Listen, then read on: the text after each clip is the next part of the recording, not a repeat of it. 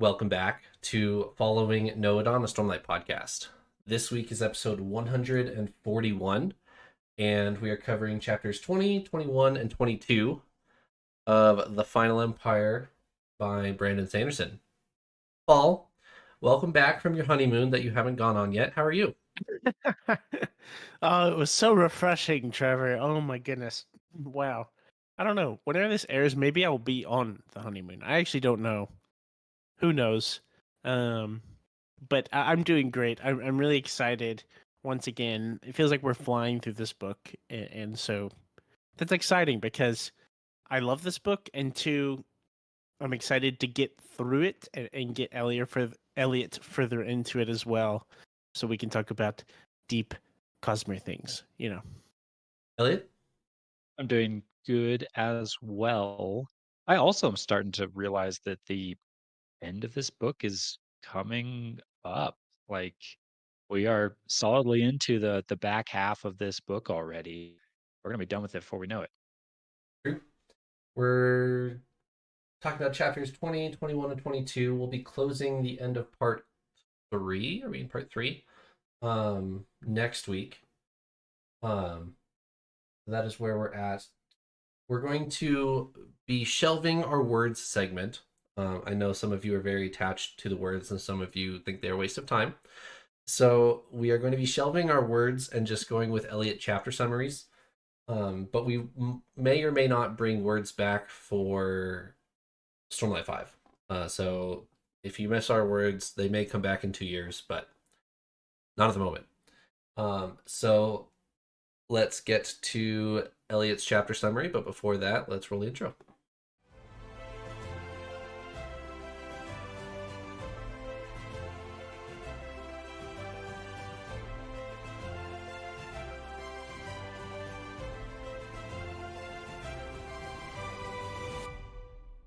All right, Eliot, what did we read about? We read chapters 20, 21, and 22. It started off back at the mansion Renew. Vin spends a little time with Marsh working on her bronze burning, seeking, I guess that skill would be. Learn some interesting stuff there. Marsh kind of explains some of the benefits and nuances of burning bronze. I really like that we've gotten. Oh, no, that's not a chapter summary. I'll save that discussion for later. The distracting myself. Look at this. There's a moment in there where Vin tries to soothe Marsh, and that doesn't go over super well. But yeah, Vin learns some stuff. Kelsier and Yeadon s- take off. They head out to go visit the army and see how that's going. As they're going into the cave where the army is, Kelsier kind of has some flashbacks almost to the pit of Hathsin and his previous experiences there. Some similarities to the tunnels he's having to kind of crawl through. While they're there visiting the army, Kelsier riots one of the kind of dissenters in the army and causes this big old Yeah. scene where they have this fight showdown, and Kelsier uses his powers to inspire the men with some very intentional quotes around inspire there. Back back at the ranch, Vin is talking with Sazed again and gets a little lesson on ferrochemy, which I very much appreciated. We learned that ferrochemy is basically the storing up of physical qualities in metals, which is pretty cool. There's a brief moment where Spook gives Vin a handkerchief, and that has some meaning attached to it. And then we kind of end up with Doxson giving his backstory about being a plantation scout. Thank you very much. Yes, there's a couple different things in here that I really enjoyed. But let's start at 20. We get way more sitting down and explaining things than we ever have before in the podcast history. If you're starting with Mistborn, don't get used to these explanations because they don't last. But in this episode, we get more perks and discussions about copper clouds. We get some ferrochemy definitions, and the phrase that Marsh uses I actually really liked. He said that copper can actually blind you, is the way he phrases it as an allomancer. If you are a Mistborn, he's saying you shouldn't always burn your copper, because knowing who is burning what at what point and who's trying to influence you actually can give you a lot of good information. Uh, and I really enjoyed that as a concept. What do you think about it, Paul? I really enjoy all of these moments that Ven has with different crewmates. Of she's kind of on this almost like quest to see from the specialists, right? Eliot made this Yeah. comment before where Mistborn, like if someone jumps out at you and you're a Mistborn, you have like 100 options of things to do. How do you know what to do? Because there's so many things. And so Ven is kind of meeting with each of our Misting friends as they've kind of perfected their craft because that's all the tools they have to use. And I really like that as a concept in general. More specifically to this, it's kind of neat seeing Marsha's perspective and what he says because he's Kelsier's brother, right? Mm-hmm. Uh, and I just think that's fun in general. It feels like Kelsier has become a moderately controversial character on our show, which I think is funny because I didn't think about that at all my first read through. I was like, Kelsier's the good guy. Yeah, the end. And he is the good guy, but Good-ish. questions of ethics, right? Sure. Um anyways, um I always like that, and especially since Marsh is a seeker. Mhm. I think even Vin says it beforehand. She's like, I don't really know what I can learn. Like it's kind of viewed as like not as important of a skill of like a misting ability. But still going into it kind of with that open mind and seeing what can I learn? And the ways that it can be used in a way that doesn't like jump out at you. Like obviously like a thug, like a pewter burner, it's like the value of that you instantly feel and see. You're like, oh, I can like become stronger, I can survive more, I can hit harder. Like in a survival situation like this, that just makes sense how appealing that would be. But this is a little more abstract and creative with the purpose. I think the term they even use in that discussion is subtle. It's a more subtle, uh, which I agree with you. You have to be a little more clever with how you use it. Pewter, you burn it, and you punch things or run Mhm. fast or Yes, exactly. Yeah. He was explaining how you can actually fine tune your um what are they burning? bronze. Bronze. Bronze. Yes, you can fine tune your bronze to specifically against emotional like soothers and rioters to figure out what exactly they're trying to soothe or riot. If they're trying to make you more susceptible to something or make you more angry or make you more passionate, like there are different frequencies to those burns and you can find those. And I thought that was pretty cool. Eliot, he sits Vin down and basically shows her the diagram that you made a couple episodes or several episodes ago, where he's saying there's a pushing internal physical and a pulling external mental. Like it's going to slide into one of those categories. Yep. It's very organized. It's very spreadsheet friendly. It's very like categorized and well thought out. It's like there's yeah, different types of each ability and they all kind of complete a whole picture. You could have, like almost like a pie chart, split into different categories and you could sort or, Venn diagram if you really wanted to get, fancy with it all. I I love I love that organization about the magic system. There's one other thing in this chapter that I wanted to mention. Vin seems to pick up that Marsh may have had feelings for Mayor, Kelsier's previous wife, and she picks up that there may have been some drama there because Marsh seems to like hold a grudge against Kelsier for getting her killed, or there's something there. I don't know if it's quite that strong, but she picks up something. Vin picks up something that there may have been some drama in the past there between brothers and Mayor. So What do you guys think of that? Do you think that's going to come up again, or do you think that's just a side tangent? I think it's likely to come up again. Mare is not mentioned, I don't think. Maybe she is. Not specifically in context with whatever the divide is between Kelsier and Marsh. I think that's Vin's assumption. That's kind of Vin's deduction there, is that Mare could potentially be the source of this disconnect, which that I did not expect. That kind of caught me a little off guard that maybe there's a little bit of a love triangle perhaps going on here of the two brothers fighting over the same girl kind of vibe going down. Might explain why Marsha's so grumpy all the time. He is rather grumpy. So to answer your question of do you think this is an important thing, I've always been under the assumption that no, it's not. It's not actually going to be a big deal. It felt like it for a little bit. Whenever I read this, it did stick out to me that like, oh, like obviously Mare seems to have been like really incredible because seems obviously super influential to Kelsier, right? It was like Kelsier, it was his wife, so like Hmm. obviously that's important on its own, right? Regardless of who Mare is, but knowing this about Marsh, it kind of gives the impression that she's honestly just like really, really.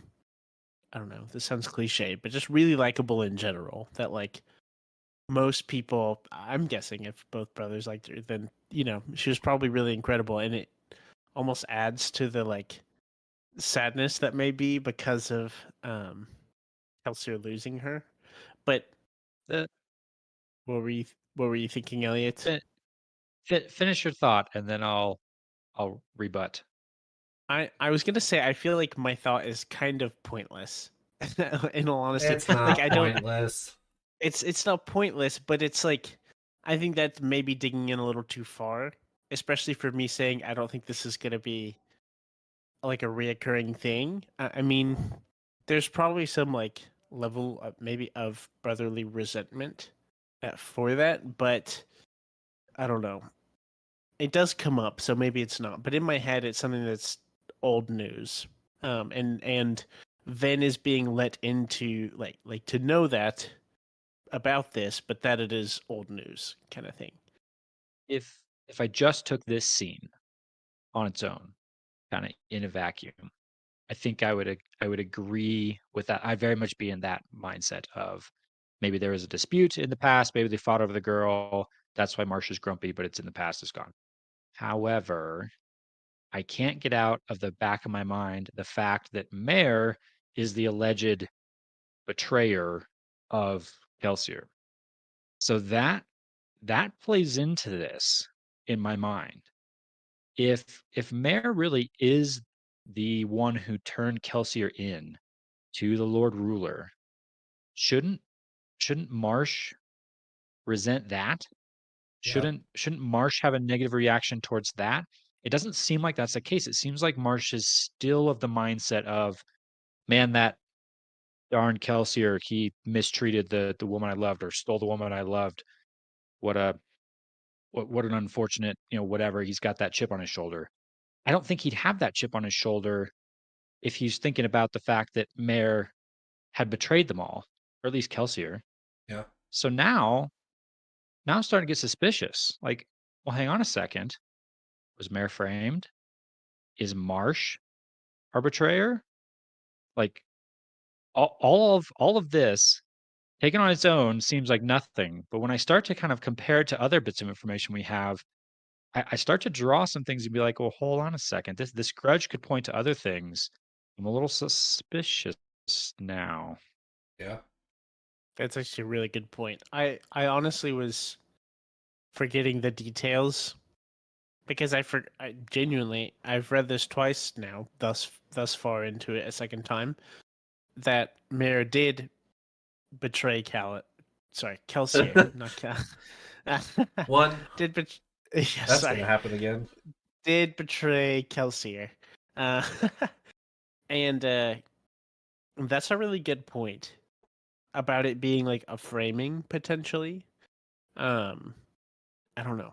I don't know how far to run with that. Mayor certainly claimed that she didn't, but of course she's going to, right? Yeah. I mean, it's not guaranteed that she would deny it if she did it. Right. If she didn't do it, of course, 100% she denies it.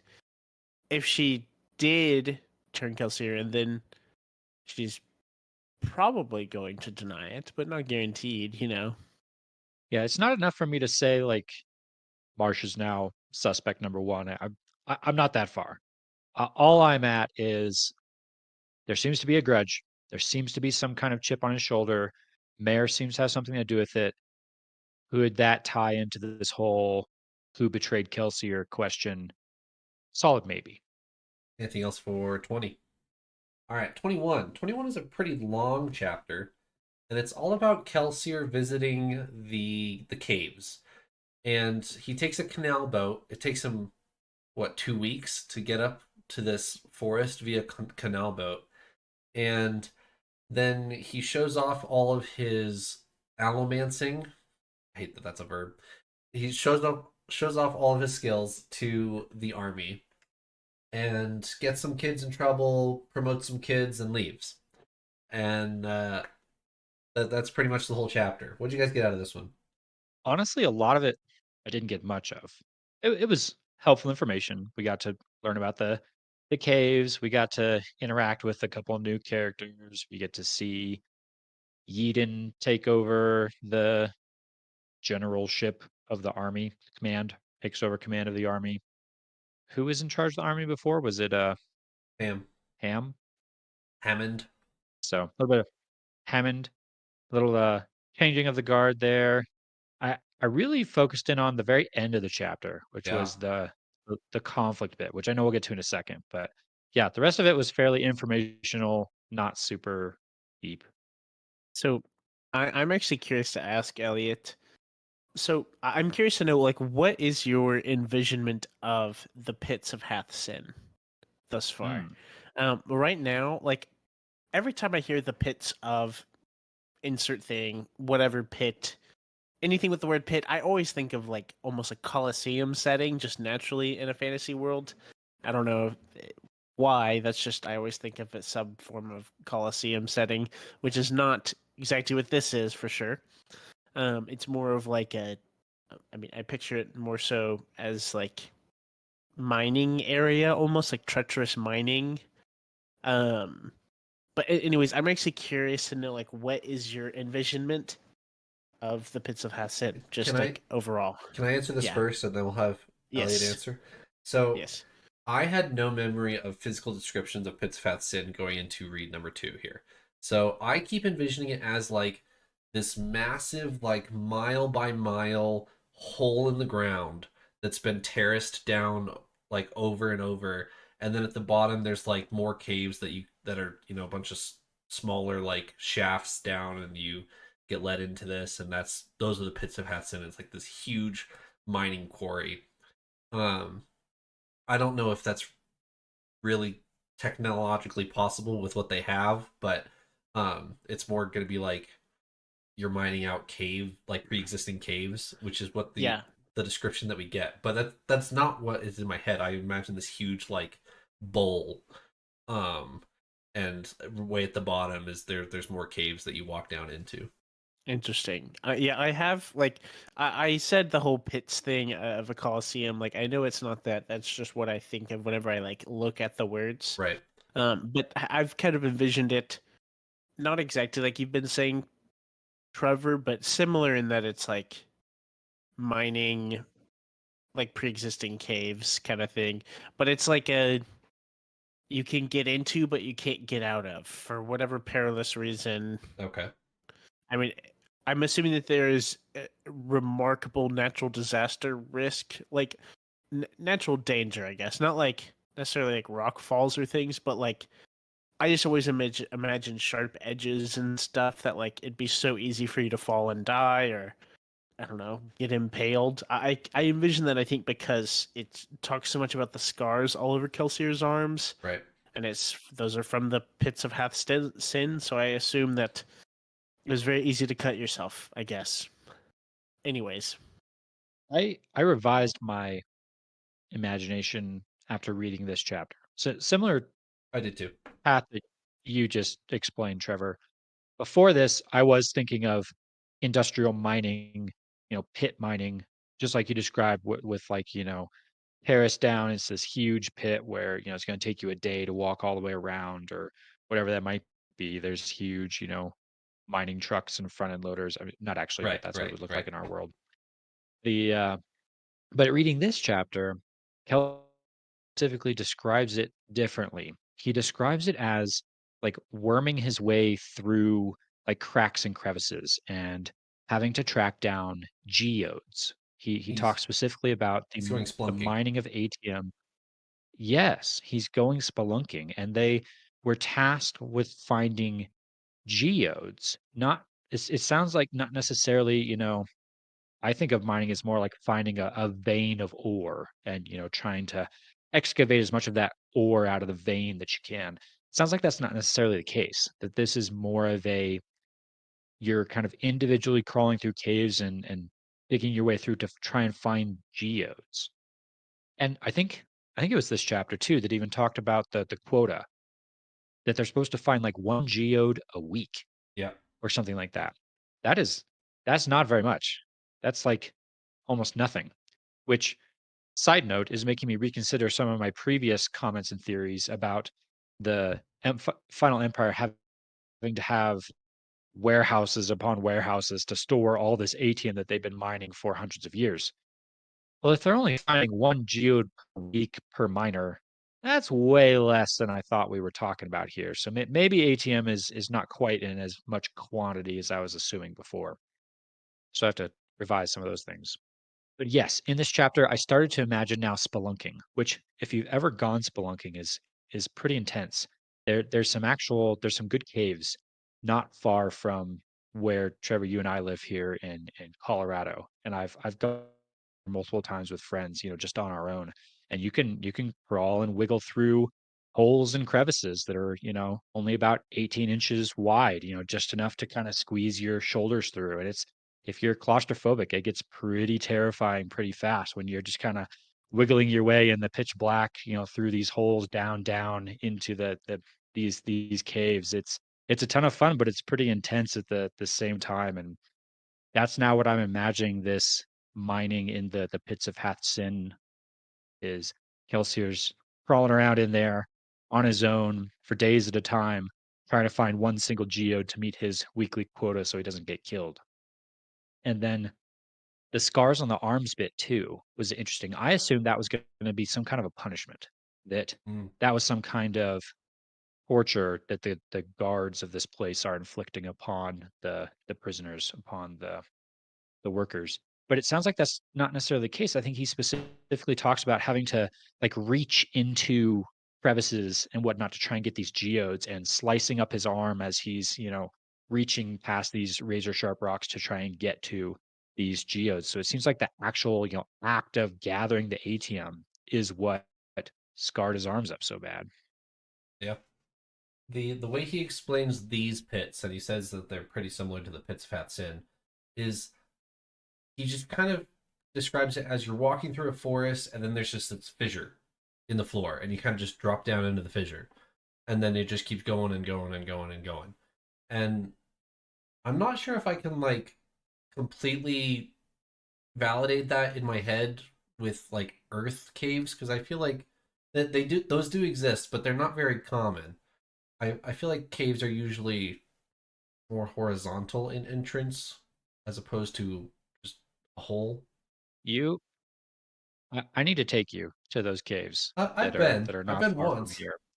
Is it literally is like there's just a big boulder and kind of on the side down at the bottom of the boulder, there's just a little crack in the ground. It's maybe, 2 feet by a foot, and you look at that and you're like, "What?"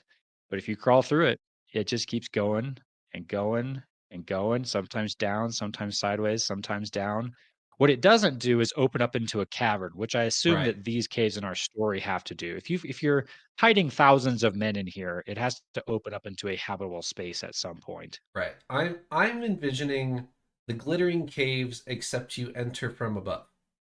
And then there's like this little trail that you have to get down to and then it opens up. Yeah, which I'm having a really yeah. hard time picturing. It's a bit of spelunking first before you get there. Um, Side note, we meet in this chapter Captain Demu, and Captain Demu is the guy who defends Kelsier's honor, and he fights this guy that Kelsier has rioted, which we'll talk about here in a second. Captain Demu is my favorite character from Mistborn Era 1, and we'll talk about him later. Well, thank you, Captain. Elliot's like, why on earth is this guy your favorite character? Like this dude is, like Reg for point. It's like, okay, great. Another guy I don't need to care about. Moving on. Exactly. All right. At the end of the chapter, Kelsier is dissatisfied with his visit. He's like, I need a coup de grace. Like, I need to leave these guys with like inspiration and you know a real good punch before I leave. And so he incites like a confrontation. He riots this poor guy's um emotions, and he asks Ham, I think, and he's like, "Yo, who's the troublemaker?" And Ham says, "Well, all the real troublemakers are in prison." Um, but that guy over there, he's kind of a troublemaker, but he hasn't really done anything illegal yet. He's just vocal about he's not sure if he wants to be here or not. So Kelsey picks on him and says, and starts riding his emotions into this whole vocal fight in front of like 1,000 men or whatever. And then he sparks a duel between Captain Demu and this guy, I don't remember his name. Um, and he alters the duel with steel pushing and iron pulling. At like he's basically using Demu as a puppet and swinging his sword for him and using like making it very obvious that he's influencing the battle because Demu is like a short guy and the guy that he just picked this fight with is huge and he's definitely going to lose this fight anyway. Yiden actually tells him after the battle, "Yo, there is no way we can lose. You just proved that we have God on our side, and you should have told me we all had divine power, not just you." And that's how the scene ends. That like, wow, that was so cool. We can't lose now. What are you guys' thoughts on that? And Ham vocalizes, "Yo, what you just did was not okay. That you just lied to 1,000 people, telling them that they've got divine attributes by being on your side." My initial reaction to this as I was reading it was one, I feel like Yeet is overreacting. Like just because in one duel you see the powers of allomancy or whatever mystic aura Kelsier is bestowing upon them at play. For him to immediately jump to, "Oh my gosh, we're so OP, we can't lose," is like, well, hold on here, bro. All you saw was one duel where the guy who should have obviously lost won. Like, cool your jets a little bit. But and then I thought Ham was overreacting a little bit too. It's like, Kelsey's just trying to inspire the folks. He's just trying to give them something to feel good about. They've got a big task in front of them. They're going to need a lot of motivation to go up against a much more well equipped and highly trained army. So when I first read it, I was like, it's fine. When I read it again later, I definitely was more in the like, yeah, this is fairly solidly gray area morally, ethically. I think he does go beyond trying to motivate the troops a bit. I don't know that I'm fully on board of like, oh my gosh, he directly lied to them. This is horrible. And more of like a, yeah, that probably wasn't smart, Kelsey. That probably wasn't smart. I feel like we've entertained this question a lot. Is Allomancy lying? Is this cheating? Is what we're doing? Cheating, It's, yes, in a lot of senses. Lying, I guess, I mean, it depends on what you're telling people. If you're telling people that it is divine power and not allomancy that gave Demu this strength and skill and speed and whatnot, then yes, that is lying. If it is just allomancy that you're using, But what's the um, difference? Is Allomancy not divine power? Yeah, I guess it depends on how you're defining divine power. Allomancy is something that people understand, right? These guys don't, though. It's That's the point. They okay. That makes sense then, I guess. Because in my head, I'm like, if you understand the general premise, you're not well read, but you understand the general premise of what Allomancy can and can't do, then it kind of makes sense. Like you could see how this could happen. It's like the soft magic system versus a hard magic system. Hard being, we know the rules of Allomancy. Soft being, oh, we have a divine blessing, therefore we're stronger, and right. that's the explanation you have. Um, I mean, we don't really know if I guess you could say that Allomancy is like a divine power. I think you could make that argument if you know about the Well, Cosmere stuff, but we don't really know that. so we talked about this once already when Breeze was doing his Yeah. recruiting. Yep. Because he makes the direct counter argument of saying, I'm just using the skills that I have to help them make the right choice. And the question was like, or are you manipulating them and forcing them to make a choice that they don't actually want to make? Like that was the line. And Breeze was like, no, I'm just, convincing them really well. And Vin or Ham or whoever was arguing with him is like, yeah, but are you really? Do they actually have any choice in this matter? And that was kind of the argument. I feel like we're back to that again. Yeah. It's Kelsey, or are you using something that they don't understand to effectively force them into what you want them to do? Or are you using the resources that you have available to inspire the troops? I don't know. I think I lean more towards this is probably not ethically justifiable. So, yeah, specifically because the Scott don't understand the rules of Allomancy, I think this is pretty firmly, like you said, Elliot, in the gray area, which Kelsier seems to pride himself on residing in that area. He does a very good job of keeping things ethically gray.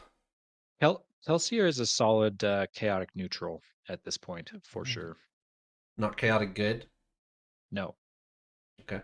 very, very specifically chaotic neutral Okay. based on actions just like this, I was gonna say I think he'd think of himself as chaotic good. potentially. Yes, I would agree with that. All right. Chapter 22. Spook, who's he related to in the group? Dachshund? Isn't it Dachshund? Dachshund? Clubs? Clubs. Is it It's clubs? Think so. no, I'm not sure. I'm not sure either. Wow, and we're supposed to be I'm the a experts. I'm gonna put two boxings on it being clubs. Two Okay. boxings. Wow. Wow, bold. Pretty confident. Anyway, he Okay. gives Vin a handkerchief and refuses to elaborate because he's super embarrassed, runs away. And Vin's like, okay, what the heck was that? And then Dachshund later, or no, says it later, um, tells her or asks her, where'd you get the handkerchief from? And Vin says, oh, well, you know, Spook just handed it to me and ran off. And Sazed kind of chuckles to himself. He's like, yeah, I figured that was happening at some point. Because apparently everybody knows that Spook has a crush on Vin, and except for Vin. And so Sazed explains to her that yes, it is an old noble tradition that if you like a girl, you hand her a handkerchief as intent to court or intent to have feelings for you, whatever. What did you guys think of offering your handkerchief? It's so cute. We should bring this trend back to I real agree. society. I agree. That'd be so classic, Eliot is I feel like in disagreement looking at his reaction. I mean, I'm not against it, I guess. I've always thought the whole idea of a handkerchief in general was pretty gross. Gross. Yes, Yeah, I that's fair. agree. Let's talk about That's handkerchiefs for fair. a second. That is so gross. I'm gonna clean up all this stuff and then stuff it back in my pocket and use it later. and then give it to the girl I like because that's cool. Yeah. Yeah. I mean, depending on where you live, obviously, giving flowers is a current day, like gesture of affection. Handkerchief Mhm. is way more solid and like material, right? Flowers are gonna die within a week. Handkerchief is like, That's just pessimistic, Trevor. I'm giving you a square of cloth. This is way better than a flower. What are you gonna use So this? you I can, mean, you can wipe your nose. You can't. I so mean, you can if take you're my making the token of my love and wipe your wipe nose your with it. nose with it. Um, maybe if she's brought to tears by the display of affection, it would There you completely go. right. Um, Trevor, I'm gonna just disregard your argument. You are right in that a handkerchief is probably more functional than a flower as to wiping your nose or things. However, flowers are beautiful and handkerchiefs are You wipe your nose with a still just flower, you're pieces gonna of sneeze. fabric. I don't think I'd sneeze. It depends on the flower, maybe. Who knows? But flowers are beautiful, and if anyone ever wanted to get me flowers, you're welcome to do so. I would Overrated. accept. Wow. Trevor's had this view for a long time. We've talked about it before. It has And been a schism between I Paul and I. disagree. This is a recurring Yeah. old blood issue here. We're helping a friend decide what to do for Valentine's Day, and I was a large proponent of flowers, and Trevor was not. Long story Yes, short. true. But as far as this goes, I think it's funny. I think it's funny that we, the reader, as far as I remember, this is the first time we're learning that Spook has a crush on Vin as well. Yes, Is that right?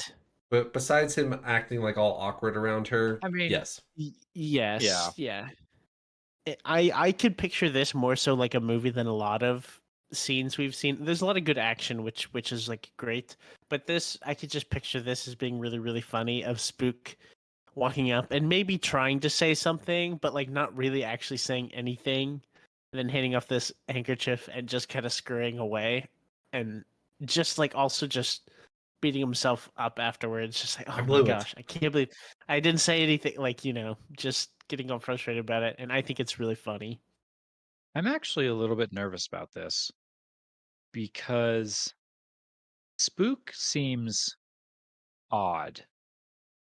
And maybe it's not odd and it's just like he comes from a different culture or background or something like that. There's kind of the funny way he talks, which they explain as a dialect, but when you're reading, it's very confusing because it's not just like an accent. Right, It's like a different grammar system. The nouns and the verbs are not where you want them to be. right. And so while yes, on the surface, this is all kind of cute and silly, and oh, he's got a crush on Vin. I'm a little worried at Vin's ignorance of like what it means. Spook gives her the handkerchief. She doesn't even know what it is. I'm a little worried that like maybe Vin's gonna end up doing something that's gonna be hurtful or not okay in Spook's culture or system and end up like really hurting him without even realizing what's going on. Yeah, That's my fear. That Vin's just kind of like, oh yeah, whatever, he's a silly kid, and end up like mortally offending him somehow. I do. I do think it highlights well that Vin really pictures herself as a part of the older crew, and Spook is the kid who's in the crew with everybody else, including her. But Sazed is quick to point out you're only a year older than Spook, because Spook is completely not on her radar, like romantically or whatever. So she says, "What is this? What is this kid thinking? That's so silly." And Sazed said, "He's 16. You're 17. Like that's completely normal." Did you enjoy your fair Kimmy lesson, Elliot? I did. This book has been quite consistent in dropping a concept and then pretty quickly, like within 3 chapters, following it up with an explanation. I Except itty bitty for tiny mild spoilers for Stormlight. I'm not used to that. I'm I'm used to a concept getting dropped and having to wait hundreds of pages to get my explanation. So to uh to get it here is nice. It's nice to have a little quick lesson from Sazed, and Vin kind of has to drag it out of him too. She yes, has to be like, Well, if you don't tell me about feruchemy, then I'm not going to be very much use in your research project. And Sazed's like, fine, fine, I'll tell you. And I thought the answer was fairly close to what I was inferring from my previous guesses. Maybe not quite the same.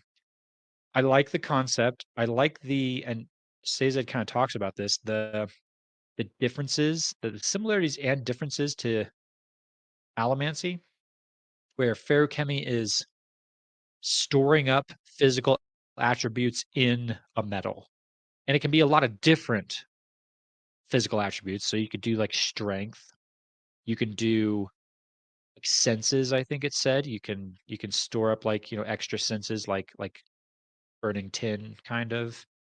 Memories, that was a big one, is you can store your memories in copper, which by the way, I very quickly put two and two together and realized Copper Mind must come from that, which is a website that is incredibly useful if you'd like to glean information from memories. Spoil yourself on the entire Cosmere. Yep, it's all right there. Mhm. It is. And that. And that. So yeah, I feel like I understand the basics of feruchemy now, which is pretty cool. Bare bone basics, yes. What Yes, what yes, Say yes. said will admit to Vin within like 2 paragraphs. Yes, so he says that you can store strength and store memories, and that's how the keepers were formed back in the day. There was a hunt for all the terracemen who were using these copper mines back in the day, and the terracemen quickly realized we need to go into hiding and we need to keep these copper mines as safe as possible and diversify them as much as possible so that we can preserve this history that the Lord Ruler apparently wants to eliminate. And he says, even if one of us survive the Lord Ruler, then we can restore all of this history and all of this culture back to Scadrial, which uh, says it certainly views as important. Um, that is the gist of the Keepers. So I thought that was pretty cool. That there is a an underground info network group who are passing down information in very physical form. And then Vin goes and talks to Doxson. And Doxson has a more depressing conversation with Vin, I think. He has a very cynical view of the noblemen, as with most of the crew do. And he makes some pretty blatant accusations of the noblemen that makes Vin question everything that she knows or has begun to learn about these noblemen that she's been getting to know.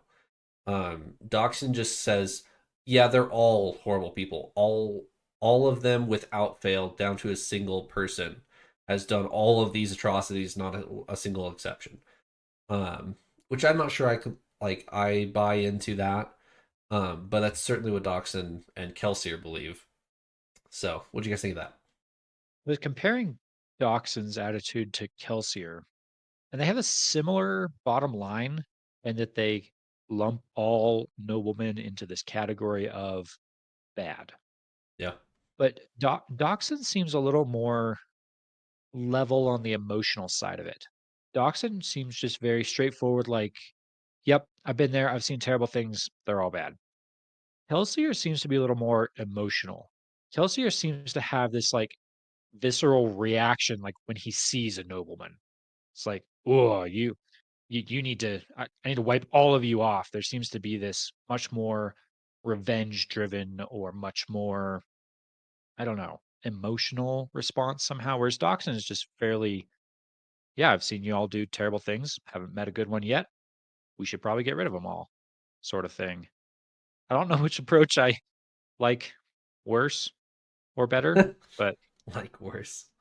yeah, he definitely had an emotional story to share. He shares a bit of his backstory. We get to learn about him a little more and a a love that he had in his past, a woman who was taken and murdered from him, and these experiences that he's been through that were obviously very traumatic.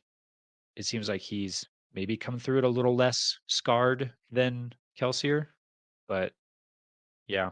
Still in the I'm still on the Vin side of things of it's a little too far to completely generalize an entire people group into a they must all be eradicated because of these actions.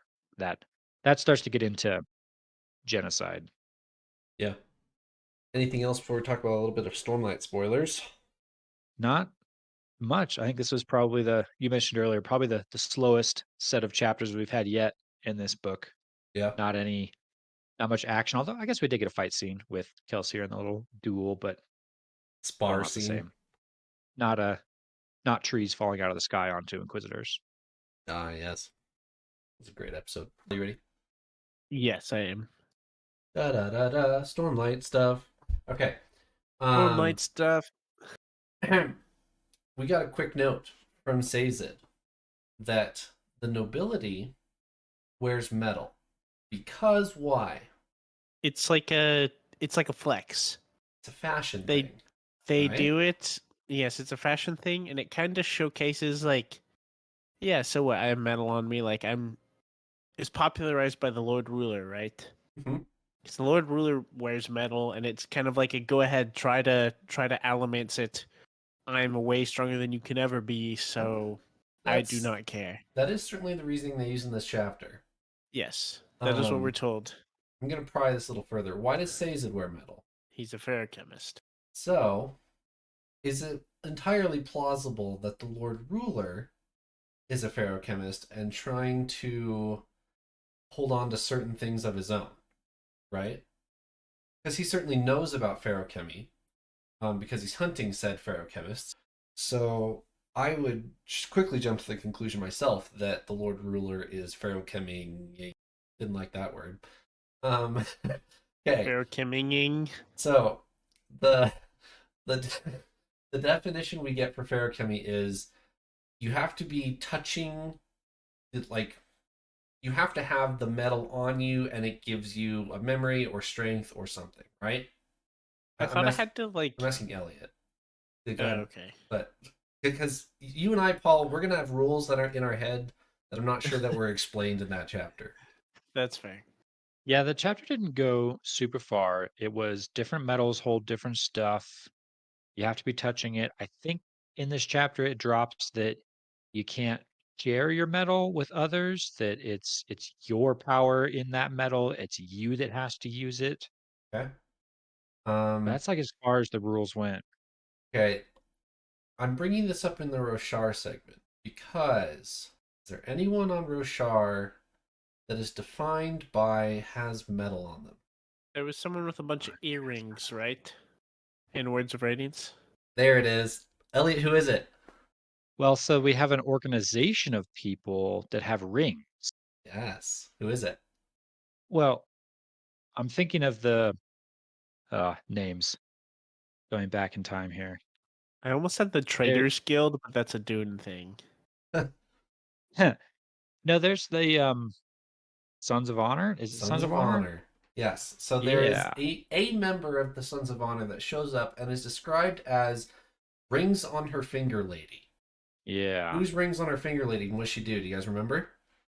Is it Sindwet or whatever Yes, that name is? Exindweth. Exindweth Wow. is the lady who gives Venli, who gives Yes. Venli her first void sphere with a void sprint in it.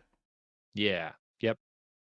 Aren't there rings on the other dude that That's what I was gonna. Mraize Yes. hunts down? And So, like we connected the two of them because of that. And we're like, ooh, ring people. They're a organization. yep. So Navani in the prologue gets to run around real quick with what's her face, Elokar's wife, Aesudan. Aesudan. Thank you.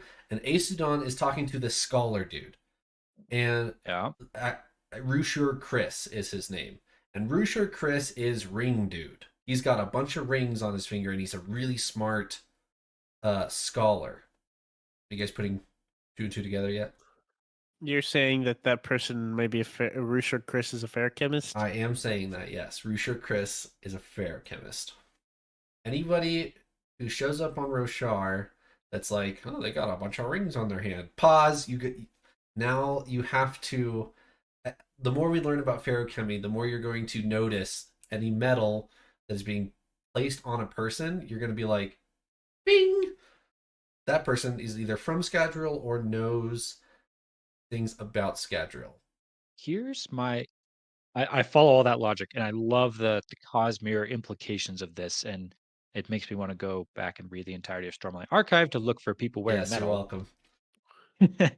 However, I'm still really hesitant to jump to these conclusions because of the magical connections to the shards. Yeah, yep, yep, I'm still stuck in this Roshar mindset of you can't take Rosharian magic off of the planet. yep. And I'm confused why this may not be the case for our Scadrial magics. And even If we've got AVR. Why do people AVR work off? Like, excellent, why does yeah, Marays have two AVR, and why are they functioning off of Curse of the Sun? exactly, exactly. And so to have people bringing metal with them to Roshar and using its magical abilities, I this is my Stormlight bias showing here, but I'm immediately confused by that. I'm sure all the people who start with Mistborn are like not confused by that at all, and they're wondering why I'm even questioning that. But I want to know why that's okay. I want to know why that's okay. How does that work? Yeah. I actually have a thought on this. I'm probably wrong. This is probably going to be disproved. But I'm thinking it in the context of an item versus a resource, if Okay. that makes sense. Like, Rosharan magic is from Stormlight, which seems to be. I mean, each of our different magic systems are unique, and I do not know every magic system, so take this theory probably with a grain of salt. But it could be that metal inherently has magical power, and ferrochemists can harness it, or other people can like allomancers can harness that, or things like that, right? Right. Whereas Stormlight is different. I'm thinking about how that would work with AVR. Like an AVR is like an, I mean, in this case, an object. It's an animal, but like an object that inherently has that power. And maybe metal is the same. Like we've seen a lot with aluminum just kind of passively being a deterrent and things in the Cosmere. Yeah. Uh, Even without like reading Mistborn, you're like, oh, aluminum, from other stories. So I can see it being like that. Stormlight may just be like in my head, it's the unique one out. We've seen breaths be used on Roshar. Mm-hmm. Um, True. and I mean, I can't think of an example off the top of my head where I've seen like elements he used on Roshar. Yeah, I was gonna bring that up if you Um, didn't. but if you're saying that Rushu Chris is ferrochemist, I mean, ferrochemy is also different from allomancy. So it could be that they're ferrochemists and not allomancers. It could mean a lot of things. So But anyways, that's where my mind is it's like maybe there's magic tied to the physical item, the physical being, and Stormlight isn't tied to a physical being. you Maybe hypothetically, if you breathed in a bunch of, like, sucked in a bunch of Stormlight and held it in for a second, and then went to another planet instantly, you could use it because, like, right. it's held in an object of yourself. If that makes sense, I have no idea, but that's where my mind is. So you used a, a specific word in there that I kind of want to flesh out a little bit. You said passive. It seems that you said it seems that aluminum has a passive ability on Mm-hmm. investiture, and I agree with you. It definitely does. I would say that it seems like iron and steel don't, right? Because they have iron and steel on Roshar, they seemingly have no allomanceringness going on Roshar, right? Or at least we haven't seen it. And Side that note, I can let you finish your thought, but I have something to come back to. and the same goes with silver. So on Threnody, there's investiture shades running everywhere. There's basically spren, if you want to use that term, running around everywhere. and you can shoot silver at said spren and they react to it um, without any investiture involved. The only investiture involved is the shade that you're shooting the silver at. So I would say silver also has a passive quote unquote ability. Um, yeah, I don't know. I don't think we've seen Allomancy on Roshar, but I can confirm for you guys we certainly have seen Ferochemy on Roshar. That's been confirmed by Mr. Sanderson. So it's a really good question. Why have we seen Ferochemy and not Allomancy off world? And why are the Ghost Bloods so like explicitly bent on getting Stormlight off of Roshar? When I guess that's another factor in my whole I was expecting magic to not transfer across worlds because that seemed to be this huge goal was, oh, if we can get Stormlight off of Roshar, we can rule the galaxy. And yet you can apparently go use all the other magic systems everywhere. So why is Stormlight so important if you could instead just go get a whole bunch of breaths off of whatever that planet is, and I can never remember. Nalthis. Nalthis? It's Nalthis, it's yeah. never said in the book, is why you don't remember it. It's just a Um, Coppermind thing. yeah, or just go spend a bunch of years on Scadrial storing up all of your power in metals and then just carry those around in your backpack and now you've got all this power at your disposal. Why is why is Stormlight so valuable? That's Why a is great Stormlight question. different? The thought I was thinking of that I wanted to come back to, I think I'm thinking more that it's not quite right. It was honestly a technicality of like, okay, well on Roshar, it's very possible that they just don't have allomantic grade metal. Like the alloys or whatever aren't right, and so an allomancer can't burn them because they get sick. Like, Sure. all the stuff. Like it's not actually fit. You'd have to bring those metals from Scadrial hypothetically, like of a good whatever the right percentage Right. to burn, and that would explain why we haven't really seen it. Because maybe it's really rare to have like burnable metal, but I think that's kind of a lame answer when I think about it. Like that's kind of lame. So I'm leaning away from that. But that thought popped into my head earlier. I would assume there's a specific definition of why we see one and not the other, and it's not just a luck thing. Because if there's Ferochemy on Roshar, there's certainly been tried Allomancy on Roshar. Yes. So it's either it is there and we just haven't seen it, or it's not there and there's a specific reason for it.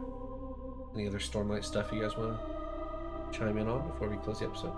Now we're running a little bit long, but something that popped into my head literally as we were having the discussion 20 minutes ago, which was, we talked about the moral justification for Kelsier and his inspiring the troops by lying to them or manipulating them. Mm-hmm. I thought in that discussion back to some of the Shalon activities at the beginning of Words of Radiance. Oh yeah. I'm thinking about the slavers that she comes across, and there's a specific guy's name who she like specifically inspires, Bluth or something like that. Mm-hmm. And she, draws a picture of him in this epic, heroic manner, and this act of visualizing him as he could be. We see it actually play out that he does take more heroic actions because of what Shalon kind of opens his eyes to. And so I think there's a comparison to be had there of Shalon's methods versus Kelsier's methods of like where's the line between okay and not okay?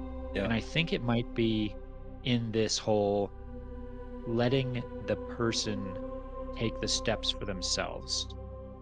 I think Shalon paints a picture of what someone could be and then lets that person take the actions to get there. Whereas Kelsier forces the person's hand Yeah. and is also lying to them at the same time. He's saying, "You're awesome because watch what you can do," even though that's me kind of puppeteering you to get there. Whereas Shalon is more of like, "Look what you could be," be a better person to get there. It's a very nuanced difference, but I wonder if that's the important part. Anything else? I think that's a really good distinction, Eliot. I kind of think you hit the nail on the head of like kind of the difference we see with Kelsier's character. But that's all I have. That's all I got. All right. Let's reconvene next week. Thanks for joining me, Paul and Elliot. See ya. Bye.